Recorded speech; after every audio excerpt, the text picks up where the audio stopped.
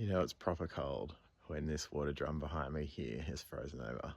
This is the one we normally use to get the water to water the garden, and it almost never freezes.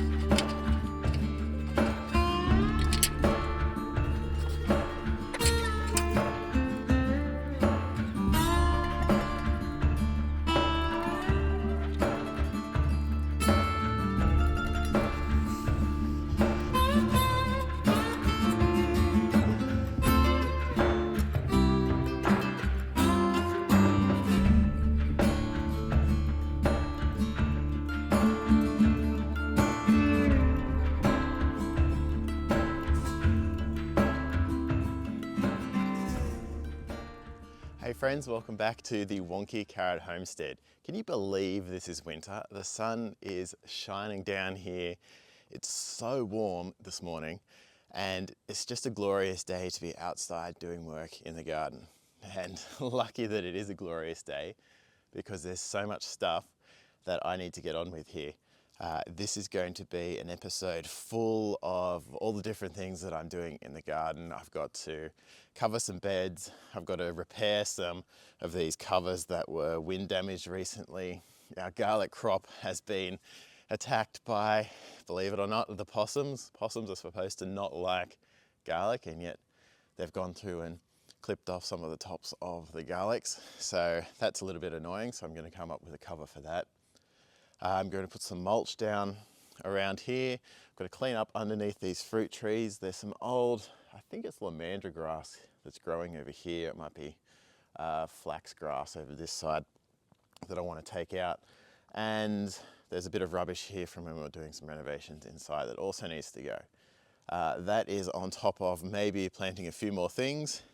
As you can see, this garden over here needs a bit of a tidy. It's exciting. Our elderflower. So in Australia, we call it an elderflower. And I've noticed there seems to be a trend overseas in the UK and the US where people refer to this as an elderberry. I don't know if there's a difference. We have obviously got elderberries off this tree because it produces both. It produces the flower first, and then it produces the berry. Now, I prefer to harvest the flowers from this because I can make really nice elderflower cordial and elderflower champagne, and that's pretty popular around Christmas time. It's not really a champagne, it's more like a bubbling, sparkling alcoholic drink. It's pretty good, really good. But Phoebe likes to grab the elderberries off this, particularly during winter time, because she uses them for syrups and cough remedies and that type of thing. So that's growing here. It's getting some flowers on the top of the moment. I can actually see there's some berries up there as well. So we do need to do a bit of a harvest of this tree and get that off. And over here is one of my favorite winter flowering trees or plants, is a hebe. Now I remember the name Hebe for obvious reasons, because it sounds like Phoebe. It's a beautiful big tree, and it's starting to come into flower. It's really strange at the moment because obviously we're having these warm days, and it's starting to feel almost like spring is sort of on the horizon again. I said to Phoebe the other day, we're starting to see a lot of the spring flowers actually coming through. We're starting to see some of the bulbs. We were at a local park just the other day, and they've already starting to get the jonquils and daffodils coming on actually in bloom already, which is really early. And we've got some hyacinth bulbs around here as well that I put in and seem to be pre-existing on this property. And they're already coming out too. And it's what, mid-June. Normally we don't start to see those bulbs come through until August, mid-August sort of thing. So I'm not sure what's going on this year, but things are happening, and things are happening very quickly. And before we know it, we're going to be back into the mad rush of springtime garden or seed raising and planning for the summer crop and summer garden, that's going to be here before we know it. So I'm really excited for that, because it'll be our first full growing season in this garden. But I also know that there's a lot of work that goes into doing that. We also need to make sure that we have our fruit trees all ready to go for the summer crop. And that includes the orchard down the back. We've more or less done nothing with the orchard since we've been here, because we just simply haven't had time. So it's going to need to have a prune, and it's going to need to be put into some sort of shape where it might potentially give us a crop this year. And we need to figure out a way to keep the possums, the wombats, the wallabies, and I suppose the wombat as well, because there's one right at the very bottom, out of the orchard, so that we actually have a chance at the crop. Oh, and the birds, keep the birds out, that's always fun. And that reminds me, another job on my list today is to create a bit of a magic potion to hopefully stop the possums getting into our leafy green crops.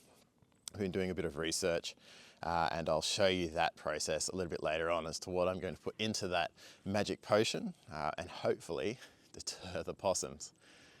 The possums have been abundant recently. We've noticed that we have 3 possums, one in the tree right behind where this camera is, and then there's another 2 that are living in a tree next door, and another one in the big oak tree. So they've been around. They've been making a whole lot of noise in the night. They're brush-tailed possums, in case you're interested, and I'll put a photo in so you can have a look at what they look like. They're very cute, but from a gardening and food production perspective for us, they're not exactly what we want around, because they're eating everything, and that's not good. We've lost some crops already because they've topped them, like I said, with the garlic, and we've lost some flowers. It's sadly a fact that we haven't had very much rain recently, and so those possums are coming in towards where there's irrigated crops and fresh food available for them, so they're coming in. They could easily go up into the hills and live in the trees, but there's nothing up there for them to eat, much like the kangaroos are coming much closer to the home paddock than they normally would, just simply because there's no food around for them out there. We constantly look at the sky and think, are we going to get proper rain? We haven't really had anything substantial. We've had a few days of okay rain, but nothing substantial enough to really hydrate the environment and even to fill our water tanks here. So we desperately need some more rain. But that's why the critters are coming in and around the house more than they normally would, is because they know that there's food available here, because we're watering it, we're keeping it alive. And we're putting delicious things in, like kale and Chinese cabbage and broccoli and all of those things that, they're just delicious to possums and other wildlife. So anyway, that's enough. The first thing I have to do this morning is to go into town to the growers markets. There's a couple of things that I need to pick up from there, and then I'll get back here and I'll get on with all of the jobs that I have to do around the place. I've just got back from in town. I went to the growers market, and I also went to the bulk soil supplier.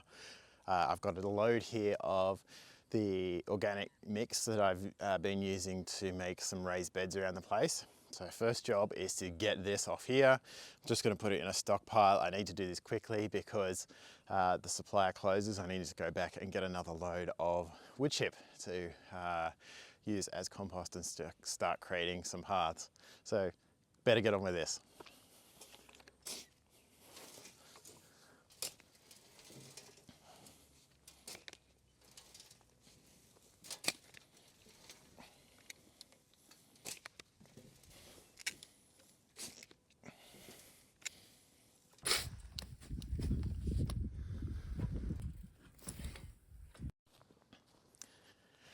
As you know, this here is our garlic patch, and it's getting eaten by possums because we have possums around here and they want to eat everything.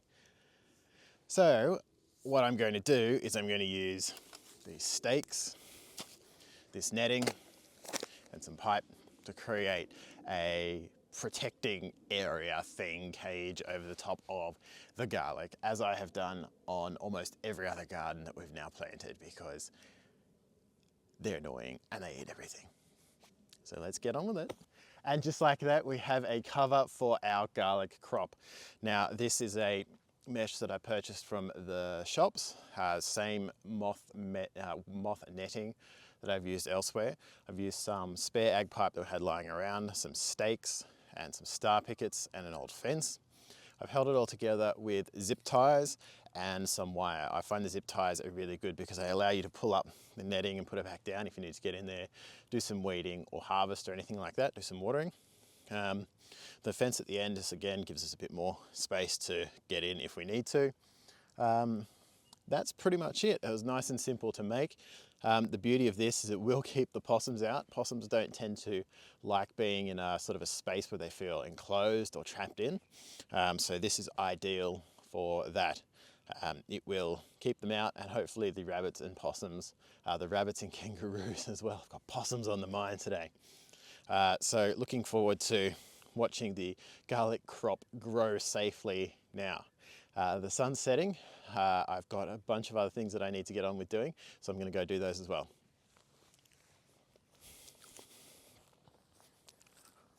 Guys, I just wanted to say, if you're enjoying the content that we're producing on this channel, then be sure to give us a like and subscribe.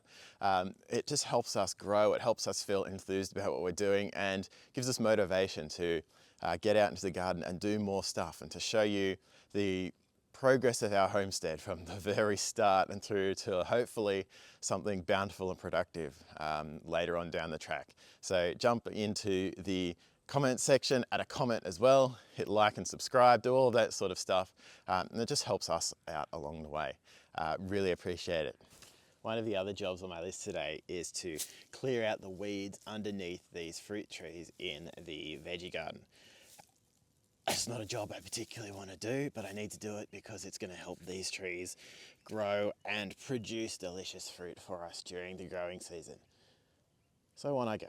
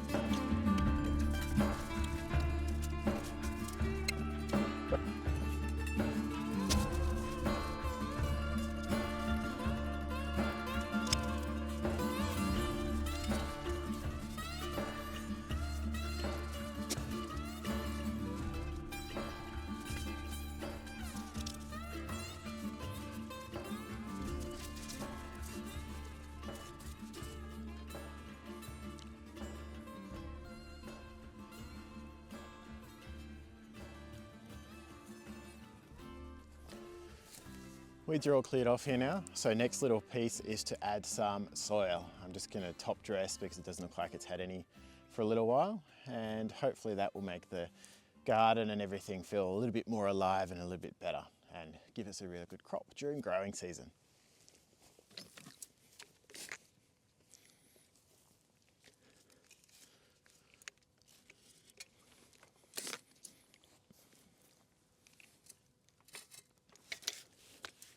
That's looking nice and flat and clean and tidy. Next thing I need to do is add some mulch onto here and then get on with the next one. Before I put the mulch on, I'm going to put in 2 strawberry plants. I got these at the markets today. We obviously have our main strawberry patch down near the garlic as well. But I just thought, because I've seen this done on a few other YouTube channels that practice permaculture, is to plant these underneath the fruit trees, because it gives like during summer a blanket of mulch, I suppose, in addition to what you've already put there. So I'm going to put these in and we'll just give it a try, see what happens. Hopefully we can come up with a solution to keep the critters away, because yes, we have critters that are eating everything, but we'll see what happens. I'll put them in and then I'll put the mulch in. All right guys, it's getting late in the day. I'm going to put this compost on that garden over there around the tree, and then I think I will head inside. I'm making pizza for dinner, so the rest of the jobs in the garden are going to have to wait until tomorrow. So I'll catch you then. Bye. Well, what a difference 24 hours makes. Yesterday it was warm and sunny and a really nice day for being out in the garden, and today it's cold and it's raining. Not complaining about the rain because, well, we need the rain, but it means that I don't get to be out in the garden today. Well, maybe I'll get out there a bit later, we'll see how we go. But anyway, I am instead in the shed doing an activity. I didn't get to finish everything that I had planned on my list yesterday, but one of the things that is on my list, and I've been promising the chickens for a while, is I'll give them somewhere where they can nestle into when it does rain. Of course, I've got the big chicken coop, but they, for some reason, don't want to go in there during the day when it's raining. So I'm going to build them this little structure. It's just a bit of spare corrugated steel that we had when we did some work on the shed, so just an offcut of that, just some spare timber lying around. I'm just going to make sort of a little lean-to type structure with the flat roof on it, so they can go on under that and bed down if they want to when it's raining during the day and they're sort of out free ranging. Normally we'll find them sitting under the cars. There's a little overhang at the end of the chicken coop where they like to sit there during the day for some reason. Or we'll find them tucked under a tree somewhere around the property. So I'm going to make them this. Hopefully they'll enjoy it. I've been promising them that I'll make it for a long time. I keep getting reminded each time I go to the coop, and I think I should make that. So use this little time while it's raining outside and can't do much else out in the garden to put this together.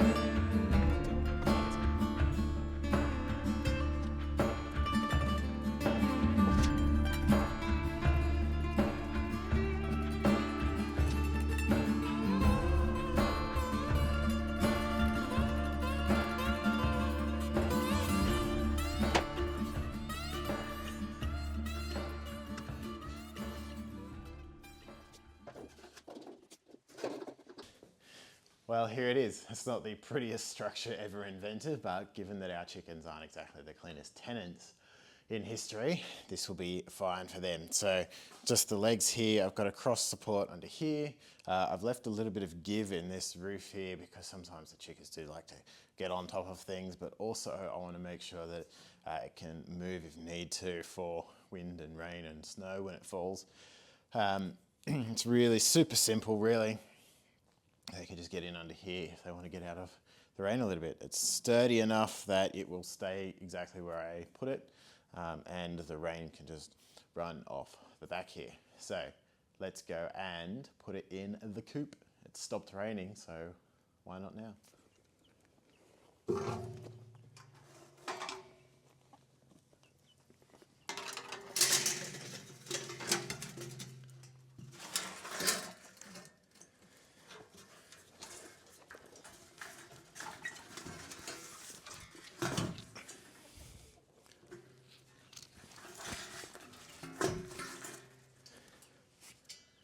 There we go. I think that should do it for them.